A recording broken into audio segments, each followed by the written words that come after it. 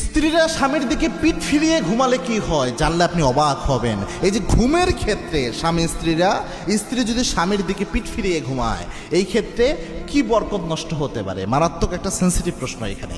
দেখেন, এই পিঠ ফিরিয়ে ঘুমানো যদি এমন হয় যে দুজন কথার মনোমালিন্য হয়েছে, পিঠ ফিরে ঘুমালো, এটা তো আরও ডেঞ্জারাস, এটা মারাত্মক। আর নর্মালি যদি হয়, এটা আরেকটা বিষয় রয়েছে।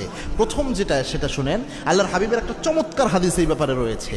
আল্লাহর হাবিব সাল্লাল্লাহু আলাইহি ওয়াসাল্লাম জানিয়েছেন, কোনো স্বামী স্ত্রীর যদি মনোমালিন্য হয়, স্ত্রীর উপর যদি স্বামী বৈধ কোনো কারণে মনোমালিন্য করে, মন খারাপ করে থাকে, আর স্ত্রী যদি ওই অবস্থায় পিঠ ফিরে অন্যদিকে ঘুমায়, আল্লাহর হাবিব জানিয়েছেন আসমানের ফেরেশতারা সারা রাত ওই নারীর উপর লানত দিতে থাকে।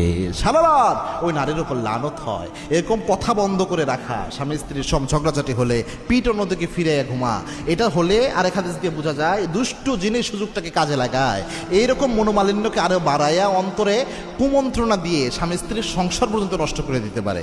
এজন্য দুষ্ট জিনের টার্গেটে পরিণত হবেন আপনারা যদি এরকম মনোমালিন্যের কারণে পিঠ ফিরিয়ে ঘুমান। আর দুই নম্বর হচ্ছে, নর্মালি ঘুমের ক্ষেত্রে অনেক সময় বলা হয়ে থাকে যে স্বামী স্ত্রীর দিকে বা স্ত্রী স্বামীর দিকে পিঠ ফিরিয়ে ঘুমালে বরকত কমে যায়, মহাব্বত কমে যায়। এগুলো কুসংস্কারপূর্ণ কথা। এগুলো যদি বিশ্বাস করেন, পারলে আপনার ঈমান নষ্ট হতে পারে। আর তিয়ারত শিরক, এরকম কুলক্ষণ সুলক্ষণে বিশ্বাস করা শিরকের অন্তর্ভুক্ত।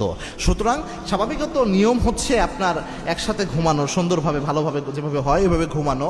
তো এর ব্যতিক্রম আপনার যদি বাই চান্স পিঠ ফিরে ঘুমান, এটার জন্য নর্মালি কোনো সমস্যা হবে না।